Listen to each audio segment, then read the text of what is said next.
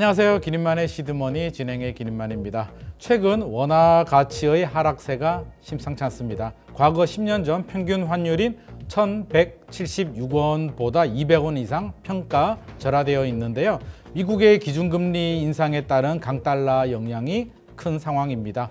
또한 일본 엔화가 문제인데요. 엔화 약세도 지속되고 있어서 엔테크에 대한 주목도 받고 있는 상황입니다.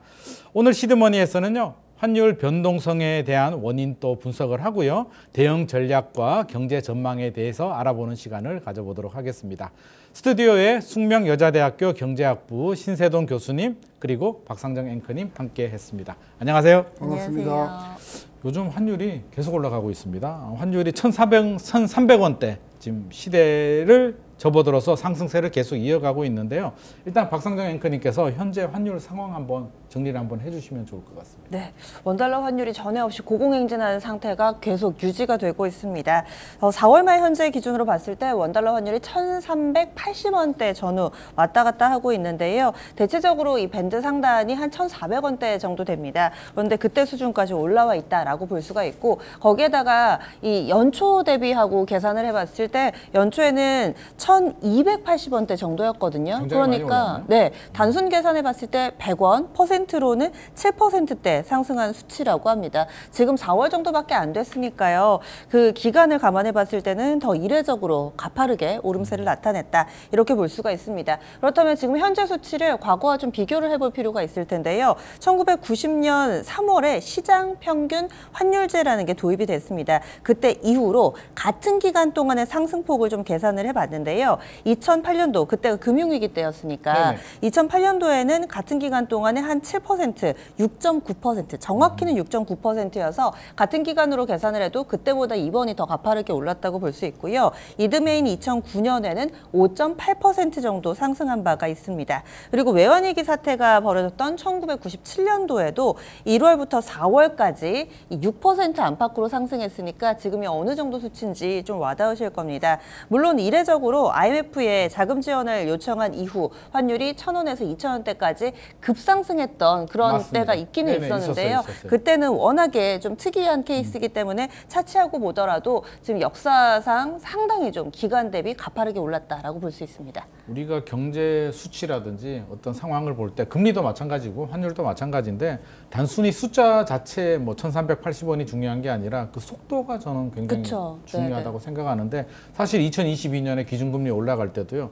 몇 년에 걸쳐서 천천히 올라갔으면 아마 이 정도의 부작용은 없었을 맞아요. 텐데 단기간에 올라간 게 문제고 지금 또 단기간에 7% 넘었다고 하잖아요. 환율이. 네네. 그러면 2009년도 아까 조금 전에 금융위기 때 말씀하셨는데 아니 그때는 금융위기니까 맞아요. 이해를 할 수는 있는데 네. 최근에는 왜 이렇게 단기간에 이렇게 환율이 이렇게 요동을 치고 있는지 교수님께서 좀 설명을 좀 해주세요. 일단 가장 근본적인 원인은 네네. 달러 강세죠. 달러 강세. 그러니까 달러가 거의 모든 통화에 대해서 지금 강세죠. 네. 근데 달러 강세인 원인이 뭐냐? 일단은 미국 금리가 세계적으로 지금 높고요. 우리나라가 그렇죠. 기준금리가 3.5인데 미국이 5.5니까 2%포인트 더 높고요. 맞습니다. 일본행화 같은 경우에는 기준금리가 지금 0.1인데 미국보다는 뭐 5.4%포인트 그렇죠. 낮죠. 네네. 그러니까 일단은 미국 금리가 워낙 높음에 따라서 달러가 강세가 되었다.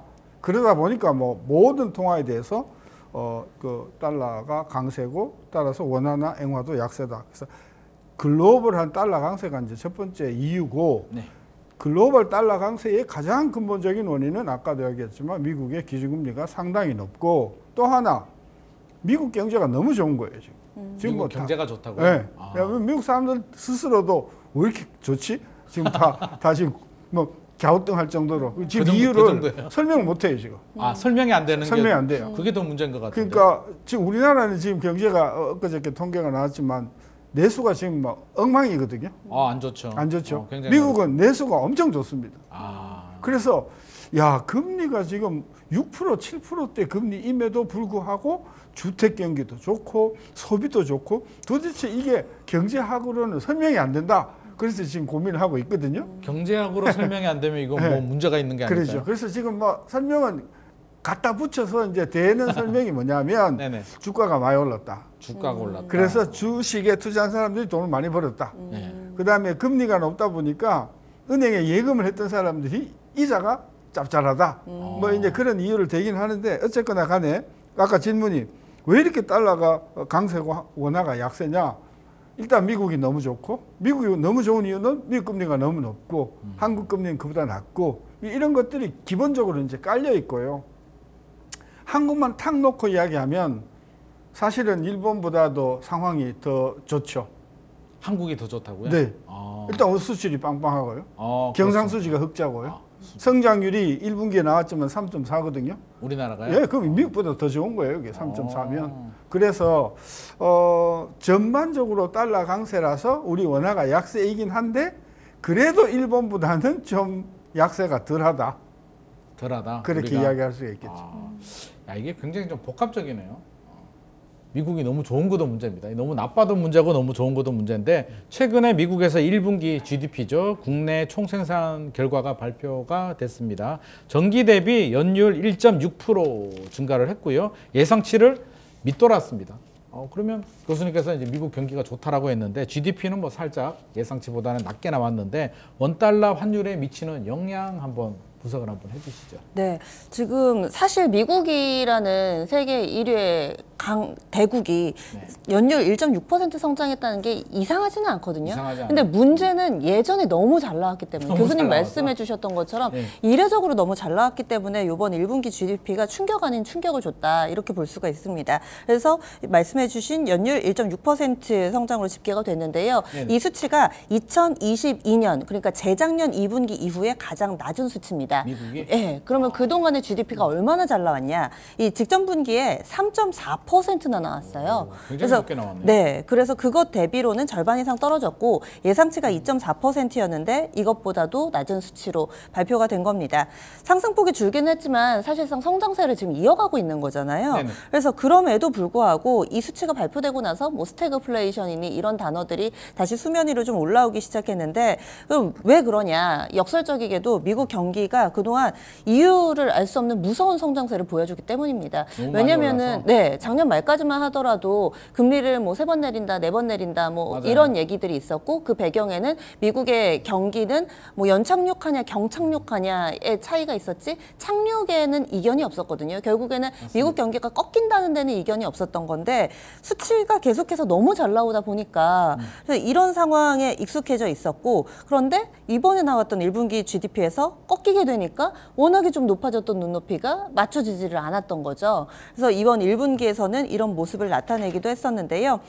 그래서 이런 부분들이 급등 이후에 찾아오는 급락이 아니냐라는 우려가 나타나고 있습니다. 그렇다면 환율 같은 경우는 어떻게 됐느냐. 원달러 환율이 이 GDP가 발표됐던 당일에 0.3원, 그러니까 30전 오르면서 1,375원 30전의 거래를 마쳤습니다. 그런데 일본 같은 경우는 일본 금리 동결이 발표가 되면서 엔화가 약세를 보이기도 했었거든요. 네네. 그래서 통상적으로는 이렇게 발표가 되면은 같이 좀 하락을 나타냈어야 됐지만은 GDP가 예상치를 밑돌면서 원화 하락이 제한됐다라는 평가가 나왔습니다.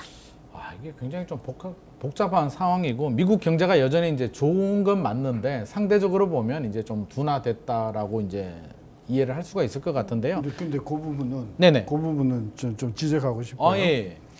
이게 지금 1분기가 1.6이라는 성장률이 낮다는 거잖아요. 상대적으로. 그죠? 네. 그래서 뭐 시장에서는 스태그플레이션이 온다 그랬잖아요. 네. 네네. 뭐 그런 우려들이 나오고 이거는 있습니다. 시장에 있는 사람들의 이야기예요. 아, 그렇습니까? 제가 보여드릴게요. 예. 전년 동기비로 3%예요. 전년 동기비로 3%. 이 1분기가. 네. 전기비로는 얼마라고요? 1.6. 1.6. 1.6. 네. 아. 전년 동비로는 3%입니다. 이 전년 동비로 3%는요. 2023년도가 2.5였거든요. 네네. 작년이 2.5였어요. 아. 그러니까 작년보다도 지금 이게 성장률이 높은 거예요. 아. 따라서 1.6% 전기비로 나왔다고 시장에서 스태그플레이션으로 간다. 이렇게 떠드는 이유는 야, 금리 빨리 내려라고 하는 압력이다. 압력이라. 네, 따라서 그리고 작년 금년 초만 해도 시장에서는 기준금리를 5번이 아니라 7번 내려야 된다고 이야기하는 사람들도 많았어요. 7번요? 네. 7번 너무 많은 그래서 이 언론이 정말 조심해야 되는 게 우리 그 평범한 투자가들은 네. 저같이 뭐 이렇게 막 디테일하게 자료를 듣다 보지 않고 방송에서 언론가들이 막 5번, 7번 그러면 확실히 3번 이상은 내리겠거니 생각을 하고 잔뜩 그렇습니다. 투자를 했단 말이에요. 네네네. 근데 그 결과가 지금 그게 아니잖아요. 지금 금년에 3번이 아니고 한 번이라도 번 내리면 내리면 다행이다. 다행이고 네네. 동결 내지는 한 번 올려야 된다라고 하는 사람이 올린다. 나오고 있거든요. 와, 올린다고요? 그래요. 그래서 네. 1분기 성장률이 전기비로 1.6이라고 스태그플레이션으로 이게 너무 성급한 거고요. 네. 전년 동기비로는 2.97%, 반올림하면 3%이기 때문에 이 3%는요 22년 이후에 지금 가장 높은 수준이다. 1분기가. 야, 그러면 이게 또 상대적인 좀 비교를 봐야겠네요. 전기 대비 또 전년 대비가 이렇게 다르게 나오는데 스태그플레이션이라고 한다면 이제 경기는 침체가 되는데 물가는 올라가는 최악의 상황인데 그럴 가능성은 그러면 교수님께서는 좀 낮다. 지금 그럴 가능성은 없다. 3% 인플레를 가지고 스태그플레이션이라고 하면 네네. 그건 교과서에서 말이 안 없는 되는 거고요. 얘기다. 그다음에 네. 2%, 3% 성장을 가지고 그것도 불경기라고 이야기하면 네. 이거는 지나쳐도 너무 지나친 거다. 사실은 미국 같은 이제 거대 경제 우리나라도 대국에서 2% 마찬가지예요. 3%면 굉장히 우리나라도 높은 지금 상승이기도 물가 하죠. 상승률이 소비자가 3%고 네네. 근원 물가가 2.7 정도 되는데 성장률도 우리 지금 뭐 아까 나왔지만 1분기에 3.4잖아요. 네네. 전년 동비로. 네.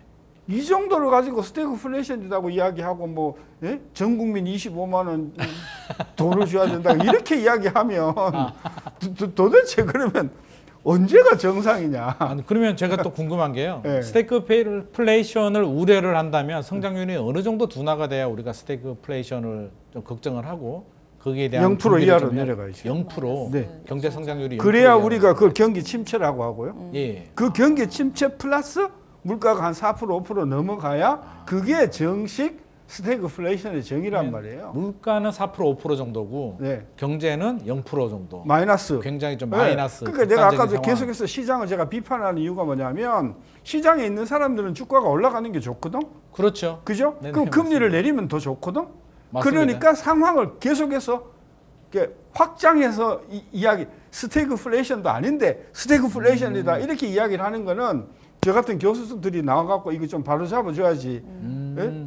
아직까지 뭐 그런 단계는 아니다. 아니 지금 벌써 뭐 스태그플레이션이라고 이야기하는 사람 많고요. 예. 금리 내려야 된다고 막 주장하는 사람들이 많잖아요. 금리 내려야 된다는 주장은 작년부터 이제 계속 나왔고 대출이자 부담이 너무 크다. 뭐 PF 문제 여러 가지가 좀 맞물려 있는데요.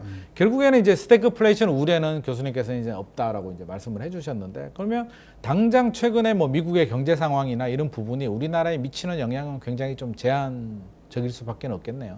일단은 제일 바라는 거는 미국이 기준금리를 내리는 건데 네. 안 내리는 게 거의 확실하고 확실하다. 기껏해야 내려봐야 0.25% 정도 내릴 0.25 텐데 정도. 올해 말씀. 그러면 만약에 그러면 한국은행이 기준금리를 내려야 될 것인가? 저도 이게 또 만만치가 않아요. 만만하지 않다. 왜냐하면 네. 우린 이미 미국보다도 2%를 더 올려야 할 거를 안 올려갖고 그렇죠. 갭이 2%잖아요. 2% 차이가 나죠. 지금 기본적으로 달러가 빠져나갈 수 있는 그런 그 역학 구조가 돼 있는데 그렇죠. 자금 유출에 미국이 가능성이 내린다고 우리도 같이 내려? 그렇게 되는 경우에는 환율이 진짜 걷잡을 수 없이 1,400원 뚫고 1,450원까지도 갈 수 있기 때문에 환율이 문제가 한국은행의 제일 고민은 겉으로는 인플레입니다라고 하지만은 제일 속으로 고민은 지금 금리가 2%나 낮은데 네. 예? 낮은데 우리가 금리를 더 내렸을 경우에 어떤 상황이 벌어질까에 대한 불안 요인 때문에 제가 우리 시청자들에게 강조 미국이 설사 한번 내려도 우리 내리기 쉽지 않다. 쉽지 않다. 일각에서는 또 그렇게 말씀하시는 분들이 있더라고요. 좀 과한 표현이긴 한데 미국이 안 내려도 한국은행이 선제적으로 내릴 수도 있다라고 말씀하시는 분들도 계시거든요. 그거는 더 아마 말이 안 된다는 거. 그거는 학자가 아니라 네. 증시에 있는 분들일 거다. 약간 바람 같은데요, 아, 그건. 네, 그렇죠. 자신의 바람을 이야기. 바람이라 하면은 또 이게 부는 바람이 있고 네. 본인이 원하는 바람이 있잖아요. 네네. 지금 이야기는 이제 원하는 네, 바람, 본인이 wish. 원하는 바람이다. 네, 위시 거다는. 네, 저도 충분히 공감하는 부분이고 사실은 2%포인트는 굉장히 좀 많이 벌어진 엄청 큰 부분이 있고요. 거죠. 네. 제 개인적인 생각은 미국이 한 2번, 3번 정도 내려야 한국은행이 실질적인 고민을 좀 할 수 있지 공감. 않을까 정도 생각을 하고 있습니다. 일단 원달러 환율이 한때 1,400원을 터치하면서 야, 이렇게 되니까 참 우리나라 사람들이 이게 머리가 빠른 건지 맞아요. 이 또 차익을 노린 투자자들이 달러를 대거 또 인출했다라는 소식이 또 들려오고 있습니다. 네. 현재 투자 현 상황하고요. 이런 경제적인 의미도 한번 좀 짚어줘야 될 것 같습니다. 네. 이 원달러 환율이 1,400원 선 부근까지 올라가는 이런 강달러 현상이 두드러지는 사이에 또 여러 가지 자금의 이동도 있었는데요. 5대 시중은행, 그러니까 국민신한, 하나, 우리, 농협 이렇게 5군데에서 달러 예금 잔액을 취합을 해본 데이터가 나왔습니다. 네네. 그래서 지난 18일 기준으로 달러 예금 잔액이 558억 달러 정도 되는데요. 우리 돈으로 558억 달러? 네, 558억 달러 정도 네. 됩니다. 그런데 이것을 지난달 말, 그러니까 지금 4월 18일 기준으로 558억 달러고요. 네네. 3월 말에가 573억 달러였어요. 573억 네, 달러. 그래서 3주 만에 15억 달러가 빠져나간 겁니다. 그래서 15억 달러면 얼마? 2조 정도. 2조 정도. 네, 그 정도가 빠져나가는 겁니다. 그래서 이 달러 예금은 원화를 달러로 환전을 해서 적립해뒀다가 출금하거나 만기가 됐을 때 원화로 돌려받는 그런 금융 상품들이 통상적으로 이렇게 환율의 움직임에 이 인출을 한다거나 이런 움직임이 좀 나타나게 되거든요. 그러면 환율이 올라서 이제 달러를 빼서 이렇게 그렇죠. 더 큰 수익을 그러면 얻게 되는 게 되니까. 그런데 이 달러 예금 고객의 절대 다수가 기업들이라고 합니다. 기업들이 그래서 뺏는 기업들 거예요? 가끔 재무제표나 이렇게 분기보고서 보면은 네네. 환해지 같은 거 하잖아요. 네네. 그래서 그런 걸 뭐 예금 상품으로 하는 경우도 있고 파생으로 하는 경우도 있는데 그래서 이것도 기업들이 활용하는 경우들이 상당히 좀 많고 원달러 환율이 오르니까 환차익을 위해서 달러 예금을 인출한 것으로 추정하고 그럼 있습니다. 기업들 입장에서는 환율이 이제 1,400원 정도 터치를 하니까 이 정도면 굉장히 좀 환율이 많이 올랐다. 그렇죠. 네. 한마디로 좀 이게 차익 실현을 좀 하자라고 네. 좀 판단을 한 것 같아요. 그렇죠? 그러면 추가 상승에 대해서는 이제 기업들도 좀 보수적으로 좀 보고 있는 것이 아닌가. 그 역설적으로 그렇게도 볼 수 생각은 있겠죠. 드는데요.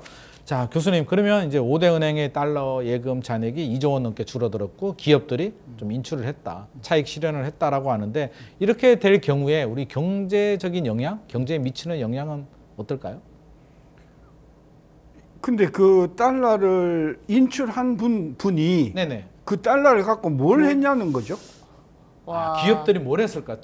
네. 설비 투자나 이렇게 네. 투자를 하면 참 좋을 것 그러니까 같은데. 그 부분을 우리가 데이터를 갖고 있지 않으면 네네.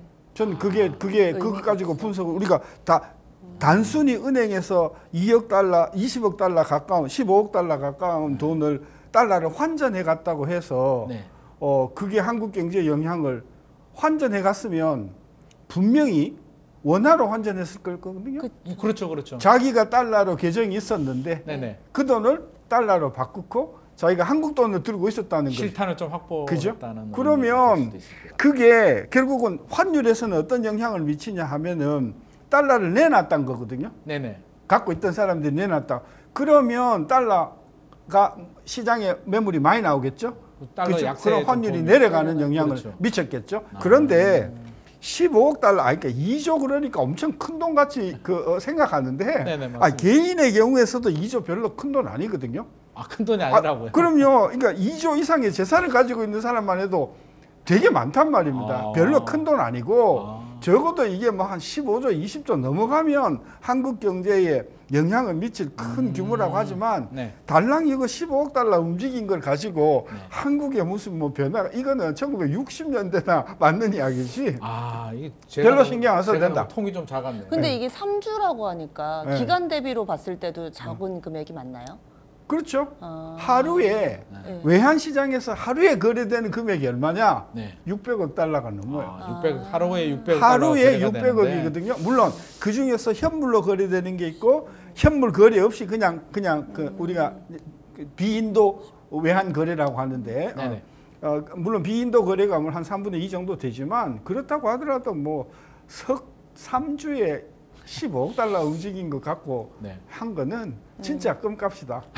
하루 그렇다고 거래량의 2.5% 정도 되니까. 네. 아, 우리 교수님 이렇게 스케일이- 하니까 와닿네요. 교수님 스케일이 좀 큽니다. 아. 2조 정도. 교수님 말씀 드리니까 좀 안심이 되기도 하고 사실 그 돈이 결국 달러 우리 시장에 좀 풀렸다라고 보면 풀렸죠. 네. 또 시장 안정에도 또 도움이 되지 않을까 하는 그렇죠. 또 생각도 그렇죠. 됩니다. 투자 좀 했으면 좋겠어요. 투자. 그래도 근데 기업들이. 기업들도 실탄 확보하면 네. 결국에는 일정 부분은 또 근데 투자. 기업은 그걸 알거든요. 아, 그래요? 기업은 뭘 아냐면요. 네. 이게 환이라는 게 월초하고 월말하고의 패턴이 달라요. 네.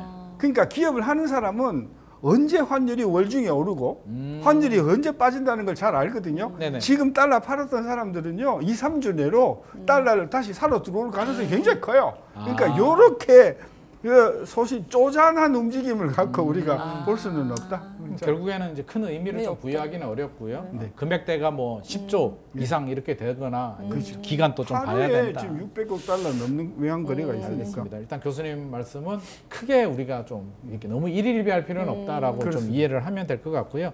자, 일단 고환율은 맞습니다. 뭐 1,400원대 터치하고 지금 1,380원 왔다 갔다 하고 있는데, 자, 이렇게 환율이 올라갔을 때 고환율일 때 이게 업종에 따라서 이게 좀 유리한 업종이 있을 수도 있고 좀 뭐 불리한 업종이 있을 수도 있잖아요. 뭐 단순 상식적으로 생각하면 수출 기업이 좀 유리한가? 네. 수입 기업은 좀 불리한가 정도 생각을 할 수가 있는데 요거 한번 좀 정리를 해서 어느 업종이 유리한지 대기업, 중소기업도 한번 좀 구분을 해서 설명을 좀 해주시면 좋을 것 같습니다. 네. 시장에서도 워낙에 좀 반복되는 패턴이기 때문에 원달러 환율이 올라갈 때마다 공식과 같이 이렇게 적용되는 그런 종목군들이 있습니다.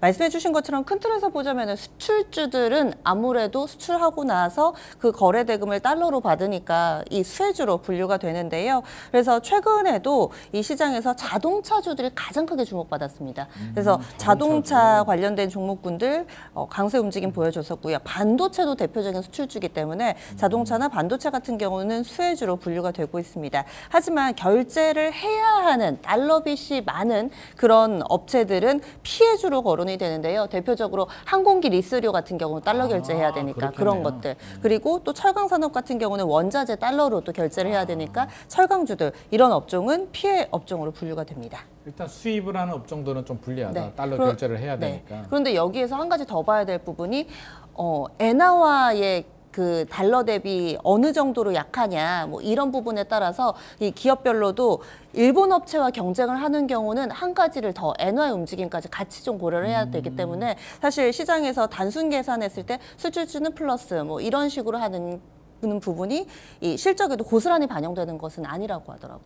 그럼 일단 우리나라는 두 가지를 고민해야 되는 미국하고도 비교를 해야 되고 또 우리 경쟁인 일본하고도 또 경쟁을 좀. 그러니까 아까 우리 앵커님 말씀이 정확하게 맞는 게요. 지난 40년 한국 경제를 들여다보면 IMF 때도 네네. IMF 97년에 터졌잖아요. 맞습니다. 2년 전에 뭔 일이 벌어졌냐면 우리나라 환율을 당시 김영삼 정부가 굉장히 많이 강세로 내렸어요. 맞습니다. 예? 네, 기억이 납니다. 근데 그 당시에 그 일본은 오히려 약세로 갔어요. 일본의 약세. 예. 그러니까 일본이 어마어마한 경쟁력이 생겼는데 일본 기업들이 경쟁력이 예, 높아지고. 수출이 경쟁력이 생겼는데 우리는 거꾸로 강세로 갔거든요. 예. 그 결과가 바로 1년 뒤에 아유, 대한민국 역사상 최대 무역 적자가 발생을 해요. 250억 달러. 네. 그래서 그것 때문에 우리가 IMF 들어간 거거든요. 그러니까 지난 40년 한국 경제 위기를 들여다보면 반드시 그 위기에는 수출 부진이 있었고 그 수출 부진 반드시 이면에는 우리 원화가 일본 엔화에 비해서 굉장히 강세였다는 게 공통적으로 깔려 있어요. 따라서 지금 일본 엔화가 작년서부터 지금 사실 2년 전만 해도 일본 엔화가 달러당 뭐 105엔, 110엔 뭐 이러던 게 네. 순식간에 지금 160엔대까지 올라왔잖아요. 네네, 아까 맞습니다. 자동차 그랬는데 저는 자동차가요. 앞으로 심각하게 일본 도전을 받을 거다. 국내 시장에서도 특히 일본 자동차의 국내 시장 장악력이 엄청나게 높아질 거다. 따라서 자동차주도 저는 기남목에서 보면 엔화에 비해서 우리가 지금 불리하기 때문에 자동차 뭐 반도체는 일본이 뭐 생산을 못 한다고 하니까 몰라도 지금 석유 석유. 예. 저는 이 석유를 지금 제일 걱정해요. 아, 왜요? 왜? 똑같은 가격으로 중동에서 원유를 들여오잖아요. 우리나 네. 일본이나. 맞습니다. 근데 일본 엔화 환율이 우리보다 더 약세가 됐으니까 일본이 더 유리하네요. 더 유리하죠. 그래서 똑같은 두바이산 원유를 가지고 정유를 해서 우리가 휘발유로 되팔면 우리 거보다도 일본 게 더 싸거든요. 일본이 경쟁력이 그러니까 결국은 한국이 지금 제일 걱정해야 할 건 뭐냐면 일본 엔화보다 우리가 덜 약세가 됨으로 해서 생기는 상대적인 경쟁력의 약화. 그게 저는 한국 증시에 굉장히 큰 영향을 미칠 거예요. 단순하게 그냥 미국하고 비교해 가지고 뭐 우리가 약세여서 수출이 유리하다가 아니라 아니죠. 일본하고 비교해야 된다. 그렇죠. 저는 교수님 말씀드리니까 또 그런 생각이 들어요. 우리가 일본이 잃어버린 20년, 30년이 왔을 때 우리는 또 그걸 역으로 이용해서 우리의 경쟁력을 또 키우기도 했었잖아요. 그래서 참 일본하고는 진짜 가깝고도 먼 나라라는 생각이 좀 들고요. 자, 이제 골드 이야기, 금 네. 이야기 좀 해봐야 될 것 같습니다. 요즘 금값이 천장이 뚫린 것 같은데요. 자, 금값이 이제 대체로 보면 이제 좀 나름대로 메커니즘, 이론이 있었습니다. 금리하고 달러 가치와 반대로 움직인다라는 공식이 있었는데 요즘 이 공식이 좀 안 맞는 것 같아요. 달러 가치가 상승하고 있음에도 불구하고 금값이 오름세를 보이고 있어요. 그것도 천정부지 올라가고 있는데 이거 왜 이런 걸까요, 교수님? 네. 그러니까 유동성이죠. 금값이 유동성. 네. 어. 그러니까 전에는 그러니까 금융위기 이전에는 네네. 돈을 풀어도 네. 조금 풀었어요. 조금 풀었다. 조금 풀으니까 그렇죠, 그 조금 그렇죠. 풀린 돈이 주식으로 갈까?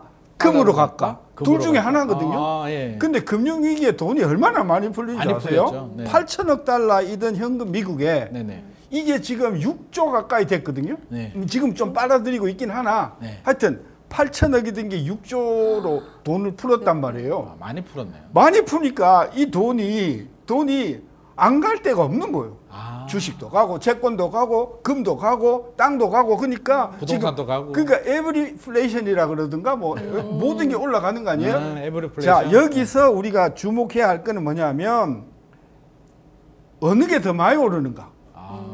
주식이 많이 오르는가? 금이 더 많이 오르는가? 부동산이 더 많이 오르는가? 이제는 그걸로 따져봐야지 왜 다 오르느냐 이것 갖고 이야기하기에는 돈이 너무 많이 풀렸어요. 최근의 양상을 보면 이제 부동산은 좀 주춤하고 있는 상황인 것 같고 뭐 주식은 이제 그 정도 수준이고 금값은 저는 천장이 좀 뚫린 것 같은. 아니 그것도 생각이 사실은 들어요. 보세요. 네. 그 키로 온스당 2,000불 약간 안 되던 게 지금 2,300불이잖아요. 네네. 되게 많이 오른 것 같잖아요. 그렇죠. 금이 없으니까 많이 오른 것 같아요. 금 갖고 있는 사람은 금 없는 사람은 뭐 이거 봐. 아, 살 계속, 걸 막 이런. 그죠? 네. 근데 사실상 금값은 지금 올랐는 게 2,000불에서 2,360불 그래 봐야 20% 안 됩니다. 그러네요. 교수님 말씀 들으니까. 나스닥은요 지난 1년 동안 뭐 일부 그 기술주는 그죠 매그니피센트 세븐 같은 경우는 네. 100%. 반년 사이에 지금 벌써 50% 40% 올랐잖아요. 근데 왜 저는 주식으로 돈을 못 벌까? 이게 참 아이러니한 그래서 문제고요. 금 가격은 네. 왜 다 오르냐 묻지 않고 네. 다 오르는데 그건 돈이 많이 풀려서 그런 거고 네네. 어느 게 더 많이 오르는가 이제 그걸로 우린 이야기를 해야 된다. 어느 게 많이 오르느냐. 네. 근데 제가 이제 제 후배 중에 이제 금은방을 하는 후배가 있거든요. 그래서 이제 최근에도 이제 제가 계속 모니터링을 하는데 한 1년, 2년 전만 하더라도 우리는 돈이라고 하잖아요. 한 돈당 뭐 30만 원대 초반 정도 했었는데 지금은 40만 원이 넘는다고 하거든요. 그래 봐야 13%인데. 그런가요? 근데 그게 주식 같은 경우는 워낙에 성장성이 있고 그리고 올라갔다 내려갔다니까 워낙에 변동성이 큰 자산인데 금은 정말 근본 이자부터 시작해서 역사적으로 오래돼 있고 성장성이 없는 정말 그냥 그것 자체의 가치이기 때문에 변동성이 제한돼서 그렇지 않을까요? 그러니까 변동성은 좀 작죠. 네. 아까도 이야기했지만 나스닥 같은 경우에는 금년에만도 지금 뭐 40% 50% 네. 올라갔잖아요. 네네, 근데 맞습니다. 금 같은 경우는 20%안 올라갔다니까요. 그러니까 결과적으로 보면은 그 가격이 오르는 속도로 보면은 나스닥이 훨씬 빠르고요. 그렇죠. 네. 다만 나스닥은 문제가 뭐냐? 들쭉날쭉하죠. 한번 그렇죠. 빠지면 그러나 금은 들쭉날쭉하진 않아요. 그러니까 선택을 해야 돼요. 덜 먹고 안정적으로 갈 거냐, 많이 먹고 불안한 잠을 보낼 거냐. 둘 중에 하나라는 이게 거죠. 참 고민되는데요. 근데 요즘 젊은 층들은 그래도 네. 골드 투자에 좀 굉장히 많은 관심을 가지고 있는 것 같습니다. 저처럼 아는 분한테 이렇게 뭐 조금씩 이렇게 사는 분들도 있을 거고요. 요즘 뭐 골드 챌린지 뭐 네. 이런 용어들도 나오고요. 편의점 카드형 골드바가 유행이라고 하는데 편의점에서 금도 파나요? 그렇대요. 굉장히 좀 새로운 유형들의 재테크가 많아지고 있는데 사례 한번 좀 소개를 좀 해주시죠. 저도 이런 기사들을 보면은 저는 젊은이가 이제 더 이상 아니구나 이런 생각을 하게 됩니다. 왜냐하면은 이 요즘 젊은 세대는 정말 자본주의가 낳은 세대라고 할 만큼 이 돈에 민감하기도 하고 그 트렌드를 정말 잘 따라간다라는 생각이 들거든요. 저희가 얼마 전에 다뤘던 가상화폐 같은 경우도 여기에 또 자금이 몰린다 하면은 거기에 또 가서 단기적으로 또 수익을 내기도 하고 최근에 또 금이 오르면서 여러 가지 좀 상품들이 나타나는데 예전에는 정말 금 투자하면은 뭔가 목돈이 있어야 될 것 같고 종잣돈으로 그렇죠. 가서 네 그리고 뭐 금송아지니 뭐 맞아요. 골드바니 해서 사실 기본 그 뭐 몇백, 뭐 몇백에서 몇천, 몇천만 원 정도 그렇죠. 들어가죠. 네. 그래서 젊은이들한테는 상당히 좀 먼 투자 자산이었는데 그렇죠. 네네. 요즘에는 상당히 좀 여러 가지 길이 열려 있습니다. 예를 들어서 이 편의점에 골드바 자판기가 있대요. 네, 그래서 자판기요? 그 골드바 자판기에서 0.5g, 1g 이렇게 해가지고 소규모로? 네, 거의 약간 얇은 박처럼 그 쿠킹 오일 같이 네. 그렇게 얇은 박에다가 이렇게 만들어가지고 골드바 자판기가 있답니다. 몇만 원으로 이렇게 살 수 그쵸. 있는. 네. 그래서 젊은이들한테 문턱이 낮아진 거죠. 이제 금 투자에 있어서 적은 금액으로 좀 투자를 할 수 있기 때문에 이런 부분들도 상당히 좀 인기가 있고 또 워낙에 금이라든지 여러 가지 자산의 가격에 민감한 세대이기 때문에 이런 부분에 있어서도 거부감 없이 상당히 수요가 많이 증가하고 있다. 그리고 이런 부분들을 또 챌린지로 해서 같이 뭐 톡방에 모여서 한다든지 이런 부분도 있고요. 저는 최근에 실제로 제 친구분들 보면은 젊은 엄마 아빠들이 많거든요. 네네. 그래서 아이 생일에 이 금을 선물로 해서 생일에 네. 그래서 뭐 5살, 6살 이럴 때마다 아이가 사실 금을 갖고 가서 팔지는 않거든요. 그런데도 이 그렇겠죠. 금의 가치에 대해서 안 돼요. 애들이? 네. 그래서 또 젊은 부부들은 이런 식으로 아이들에게 경제 교육도 하면서 뭔가 금에 대해서 많이 좀 문턱이 낮아졌구나 이렇게 느끼게 됐습니다. 돈으로 주면 또 이게 맛있는 거 사 그쵸. 먹고 할 수 네, 있는데 네, 네. 금은 또 팔기도 어려우니까 진작 이걸 알았어야 되는데 그러니까요. 좀 안타까운 마음도 들고요. 일단 러시아 우크라이나 전쟁이 좀 계속 장기화되고 있고요. 이스라엘 하마스 전쟁도 이거 어디로 튈지 최근에 이제 휴전 뭐 이야기도 나오고는 있는데 이런 여러 가지 대외적인 국제적인 뭐 전쟁 상황 이런 게 금값하고 환율에도 영향을 미치겠죠? 글쎄요. 저는 뭐 그렇게 과장할 것은 아니다. 아 과장할 네, 것은 그러니까 아니다. 우리 언론이 상당히 좀 과장하잖아요. 그래도 이게 물가나 이런 데 영향을 주니까. 근데 그게 그러니까 하마스 전쟁이 아니 우크라이나 전쟁만 해도 지금 발생한 지가 지금 벌써 반년이 지났잖아요. 2년 정도. 2년. 네? 2년. 우크라이나는 네. 2년 그렇죠. 2개월이고 네, 네. 하마스 하마스는 전쟁이 6개월. 지금 네, 6개월이잖아요. 맞습니다. 네. 그게 만약에 진짜 영향을 미쳤다고 하면 가장 큰 영향을 미칠 수 있었던 게 유가거든요. 아. 네. 근데 유가도 지금 뭐 80%. 유가도 지금 오늘 뉴스가 뭐냐면 하마스하고 이스라엘이 휴전할지도 모른다 이것 때문에 네. 유가가 오늘 1% 이상 빠졌어요. 네. 그러니까 저는 이게 그 뭡니까 과장됐다. 이스라엘하고 하마스 전쟁도 이거 조만간 끝날 거고요. 아. 그다음에 조만간 끝날 거라는 거를 지금 이미 뉴욕에서는 다 알고 있었기 때문에 지금 증시가 상당히 최근에 기본 여건은 지금 불확실성이 높은데 불구하고 지금 올라가고 있고요.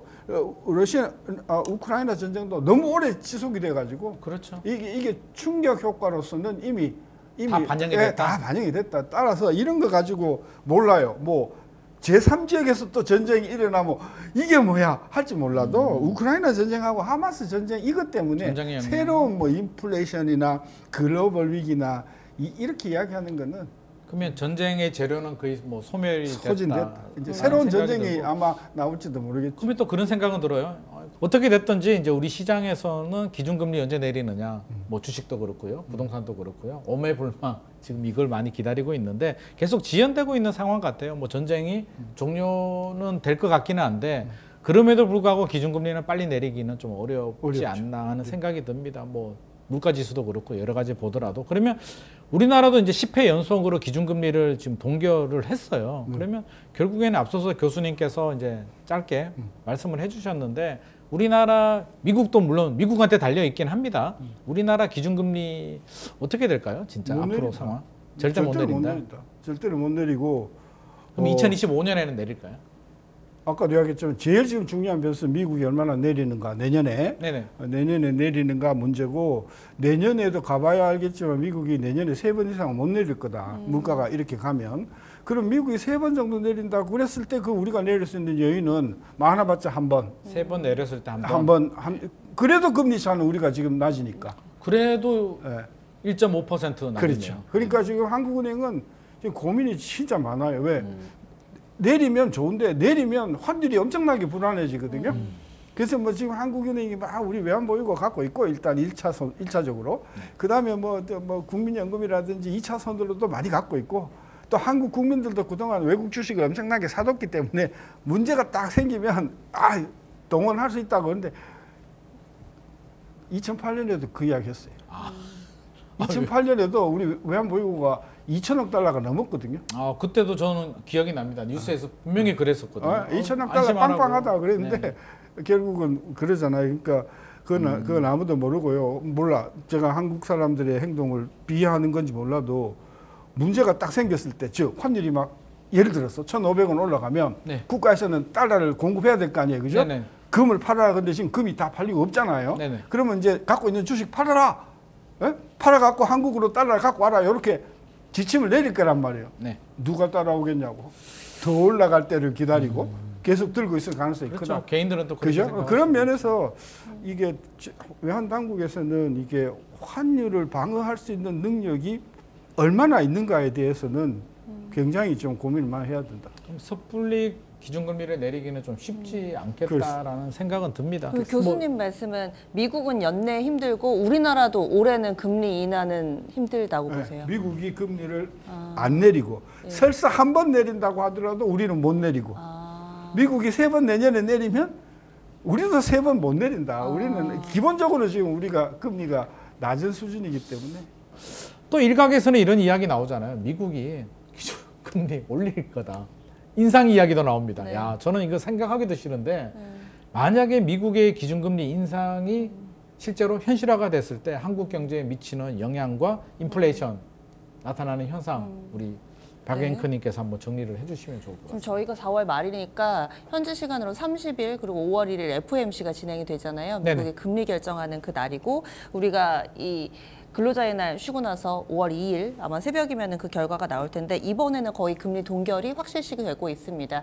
그리고 이 페드워치라고 이 금리가 앞으로 어떻게 될지 그 향방을 보여주는 이 사이트가 있는데 거기에 들어가서 보시면은 매달 FOMC가 열리는 게 아니잖아요. 그래서 네. 5월, 6월, 7월 그다음에 8월 빼고 9월인데 지금 데이터들을 보면은 5, 6, 7이 다 동결 데이터로 나오고 있습니다. 그다음에 9월 달이 0.25%포인트 정도 낮추는 걸로 돼 있는데 그것도 동결과 한 번 그러니까 25 베이시스 포인트 낮추는 게 거의 40대 40 비율로 비등비등합니다. 비등비등하다. 네, 그래서 아직까지 사실은 이 페드워치 상으로 봤을 때는 금리 인상의 시그널이 나오는 건 약간은 좀 시장에서 너무 좀 과도한 해석이 지나친 아닐까. 우려다. 네, 뭐 여러 가지 해석들과 뭐 여러 가지 자료들이 있겠지만은 페드워치 기준으로 보자면은 금리 인상에 대해서는 아직까지는 좀 나오고 있지 않는데 만약에 나온다고 한다면은 계속 이야기가 나온 것처럼 이 미국과 우리나라의 금리 차가 많이 벌어져 있는 상황 속에서 미국이 더 올리면은 아무래도 자금 유출이 일어나는 게 불보듯 그렇죠. 뻔하고요. 네. 그다음에 채권 금리 올라가고 원달러 환율 더 올라가고 이를 막기 위해서 이제 국내에서도 무언가를 해야 될 텐데 국내에서 금리 더 못 올리잖아요. 사실 미국이 5% 됐는데 우리가 3%대를 유지하는 건 우리 내부적으로도 더 이상 올리지 못하는 여러 가지 문제들 대표적으로 네, 가계부채 문제가 당연히 나올 거고 그러니까 다시금 악순환의 고리가 일단 만들어진 상태에서 지금은 현재 해결되지 않고 홀드 상태잖아요. 근데 한 번 더 인상을 한다면은 진퇴양난의 시나리오 그리고 현재 상태가 더 악화될 거다. 이렇게 보고 있습니다. 최악의 시나리오를 지금 우리가 하나 이야기하고 더 있습니다. 있죠. 또 있습니까? 네, 최악의 시나리오. 미국의 금리 인상 외에 최악의 시나리오가 있다고요? 그러니까 무섭습니다. 아까도 이야기했지만 지금 우리는 뭘 전제로 아까 깔았냐면 한국은 금리를 못 올릴 거야. 그렇죠. 라는 전제를 깔고 있거든요. 네네. 근데 안 그렇잖아요. 지금 이거 미국 5.5, 우리 3.5잖아요. 네네. 올려야 할 이유는 굉장히 많다니까. 네. 근데 그동안 정부가 못 올렸잖아요. 가진 수단 방법을 동원해가지고 안 올려도 될 정도로 지금 그 버티고 핵심이 있는 거죠. 뭐냐? 네. 달러를 계속해서 빨아들인 거예요. 빨아들였다. 예. 아니 가만 놔두면 나가니까. 네. 나가면 환율이 올라가니까. 네네. 그걸 막기 위해서 정부가 은행으로 하여금 돈 좀 빌려와. 그다음에 그 국민연금 우리 스왑해. 이래가지고 달러를 계속해서 국내에다가 뿌렸기 때문에 환율이 그나마 안정했었단 말이에요. 아, 근데 노력을 해서 만에 그렇다. 하나 네. 만에 하나 그게 안 먹히기 시작하면 마지막 카드는 뭐냐? 금리를 우리가 올려야 올린다. 된다. 그렇죠. 그래서 우리 그 시청자들께서도 지금 우리는 그냥 한국은 뭐 그동안 10번이나 금리를 안 올렸는데 뭐 올릴 수가 있어. 뭐 지금 뭐 빚이 얼마나 많아 뭐 그러는데 빚이 많은 거는 많은 거고 예를 들어서 환율이 불안해 갖고 뭐 1,400원 뚫고 막 올라가는 경우에 대책 없이 그렇죠. 뭐 아까 스왑 그러는데 스왑이 그 총 규모가 많아봐야 600억이거든요. 하루 정도면 그 다 쓸 돈이에요. 저는 그런 면에서 한국은행께서는 말로라도 네. 외환시장이 불안하면 우리는 개입을 한다. 모든 수단을 동원할 해서 환율을 안정시킬 자세가 돼 있다. 그 안에는 금리를 올릴 수도 있다. 올릴 수도 수도 있다는. 있다. 아니 그렇게 이야기하면 뭐 그날로 뭐 하는 시장에. 총체에 그냥 계란 쏟아지겠지만 그런 말 안 하고 어쨌든 환율을 안정시키는 것이 최대의 과제니까 우리는 여러 가지 방법을 고려하고 있다. 실제로 그렇게 해야 되고요. 사실 경제라는 게 우리 예측이나 뭐 예상 범위와 또 다르게 그렇죠. 전혀 엉뚱한 방향으로 나올 수도 갈 수도 있고요. 있죠. 생각지도 못하는 뭐 블랙스완이 나타날 수도 있는 거잖아요. 그렇죠. 발생하지 않은 현상이 나올 수도 있고 우리 요즘 뭐 또 회색 코뿔소 얘기하는데 알고도 당할 수도 있다라는 이야기도 나오는데 계속 예의주시해야 될 것 같고요. 특히 한국은행에서는 최우선 과제로 물론 여러 가지 상황을 고려해 보면 쉽지는 않겠으나 사실은 우리 그런 말 있잖아요. 무엇이 중요한디 정말 자금 유출이 발생하게 되면 가계부채가 문제가 되더라도 또 올릴 수 있는 상황이 만에 하나 발생할 수도 있다는 점은 우리가 마음속 깊이 좀 리스크 관리 차원에서도 좀 생각을 할 필요는 있을 것 같습니다. 자, 이렇게 지금 여러 가지 금리 이야기도 좀 알아보고 있는데요. 34년 만에 기록적인 이제 우리 일본 이야기 안 할 수는 없습니다. 엔저.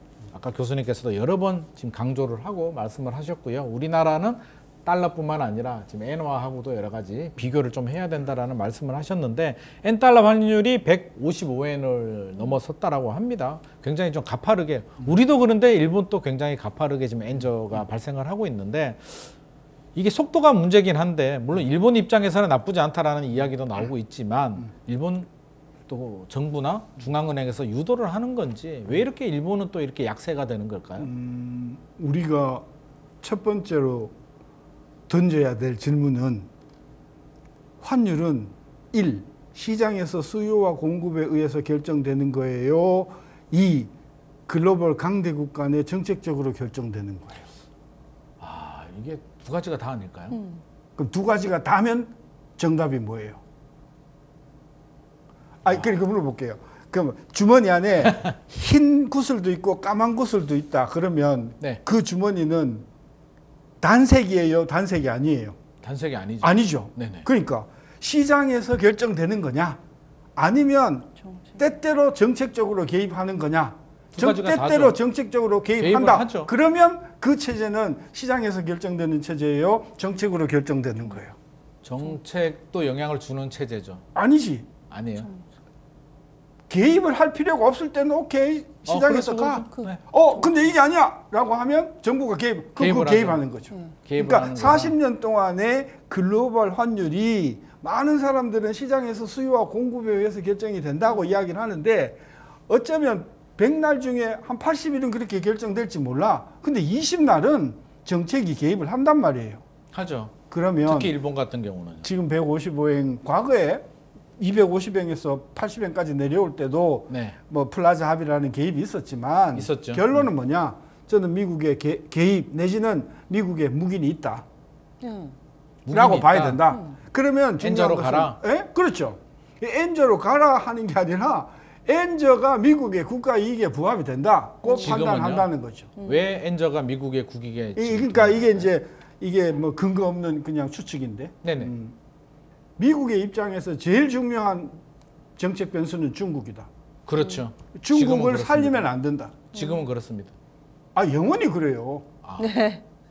영원히. 뭐냐면은 네. 아이고 중국 가만 놔둬봤자 저거 뭐 공산주의 국가가 그렇죠. 그러다가 지금은 상황이 이까지 달라졌죠. 그렇죠. 네네. 아 그래서 트럼프서부터 야 중국은 저거 가만 놔두면 나중에 우리가 당할 수 있겠구나. 우리 편이 아니야. 라고 생각을 하고 네. 이제 중국을 이제 때리기 시작했죠. 맞습니다. 바이든이 그게 너무나 멋있는 거예요. 아, 와 트럼프가 사람은 쓸모 없는데 정책은 진짜 쓸모 있다.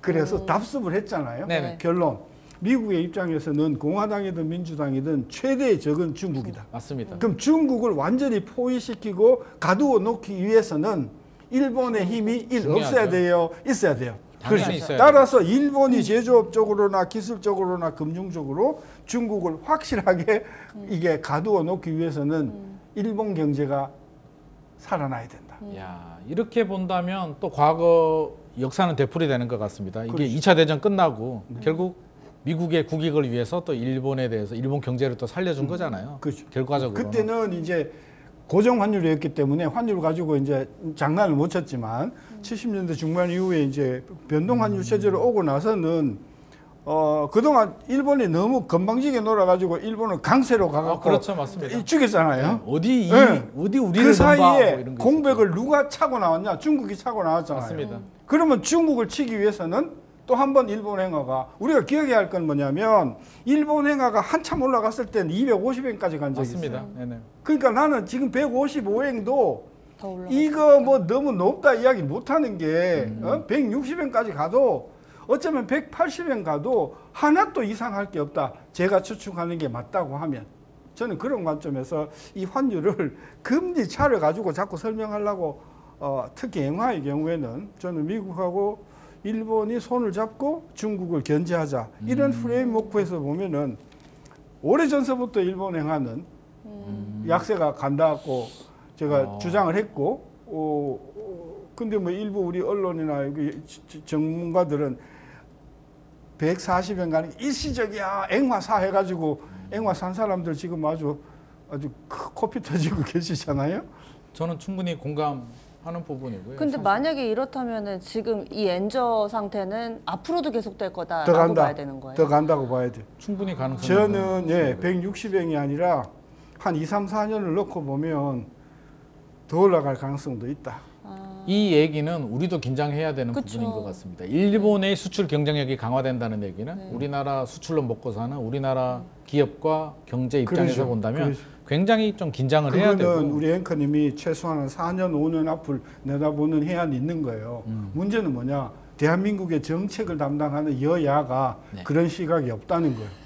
그런 시각이 없고 아유. 일본 행화가 약세가 되는 게 그렇죠? 일본에 관광을 많이 가고 일본에 가서 여기에만 지금 혈안이 돼가지고 진짜 좀 걱정이긴 합니다. 이게 그러니까요. 경제 우리 부동산만 보더라도 최근에 여러 가지 상황들, PF 문제라든지 여러 가지 산적된 현황들이 굉장히 많이 있기 때문에 저는 교수님 말씀을 진짜 한 귀로 흘릴 수가 없는 이유가 굉장히 좀 공감이 되는 부분이고요. 저 하나만 더 질문 드려야 되나요? 네. 그러면 BOJ에서 얼마 전에 마이너스 금리를 청산을 하고 이제 제로 상태에 와 있잖아요.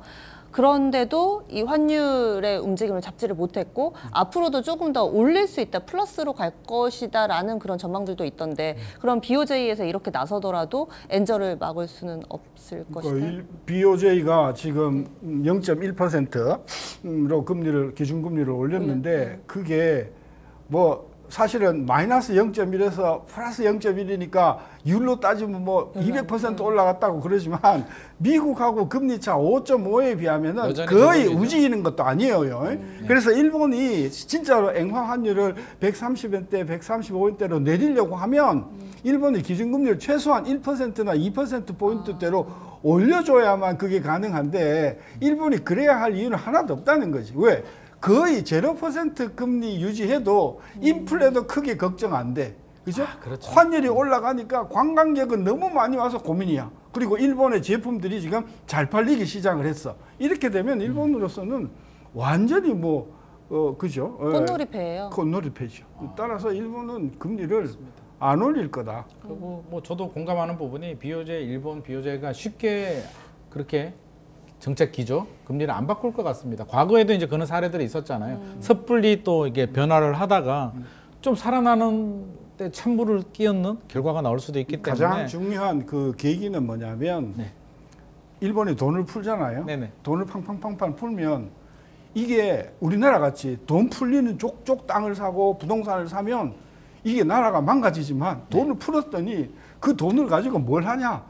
미국 주식 사지, 한국 주식 사지, 한국 땅 사지. 그러니까 일본은 돈을 풀면 푸는 족족 그게 외화 자산으로 맞습니다. 바뀌어 들어오는 거거든요. 그러니까 인플레가 생길 이유가 없는 거예요. 돈이 계속해서 빠져나가니까. 참 우리하고는 좀 다른 나라인 것 같기도 하고요. 해외 자산 1위가 일본입니다. 그래서 가장 많은 해외 자산을 가지고 있는 국가이기도 합니다. 자, 오늘 주제가 일본은 아니지만 본의 아니게 또 일본 이야기까지 하게 됐고요. 자, 경제적인 이런 여러 가지 변동성 상황을 가지고 이런 디딤돌을 가지고 좀 다양한 투자들이 좀 생기고 있다고 해요. 뭐 금도 있고 여러 가지가 있는데 요즘 이렇게 다양한 투자와 또 주의해야 될 점 우리 박상정 앵커님께서 한번 정리를 해주시면 좋을 것 같습니다. 네, 앞서 금에 대해서 좀 자세하게 다뤄봤으니까 금 투자 부분에서도 익숙하지 않으시고 좀 생소하실 것 같아서 여러 가지 좀 주의 사항들이 있더라고요. 금 하면은 골드바를 직접 구매하는 방법들이 있는데 이럴 때 주의해야 할 점은 너무나도 단순하게 안전이 중요합니다. 안전. 예, 그렇죠. 골드바 갖고 있다가 뭐 돈 하나라도 당한다든지 그렇죠. 잃어버린다든지 뭐 이런 부분들 너무 단순하지만 이런 부분들 좀 주의해야 되고 직접적으로 사실 때는요. 그리고 ETF를 활용하시는 경우들도 많은데 ETF 같은 경우는 이 배당세를 내야 됩니다. 그리고 사고 팔 때는 약 1%의 수수료가 붙고요. 이자가 없고 여기에다가 예금자 보호 대상에서 제외가 된다라고 합니다.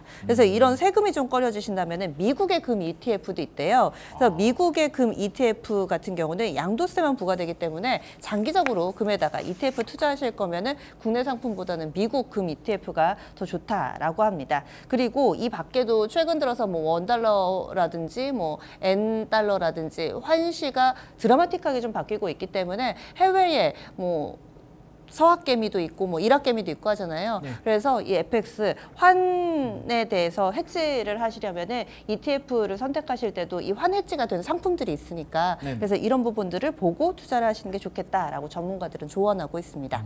금 투자도 굉장히 좀 다양한 방법이 있네요. 오늘 또 굉장히 좀 다양하고 좋은 정보도 이렇게 깨알같이 좀 들을 수가 있었습니다. 이제 마지막 질문이 될 텐데요, 교수님.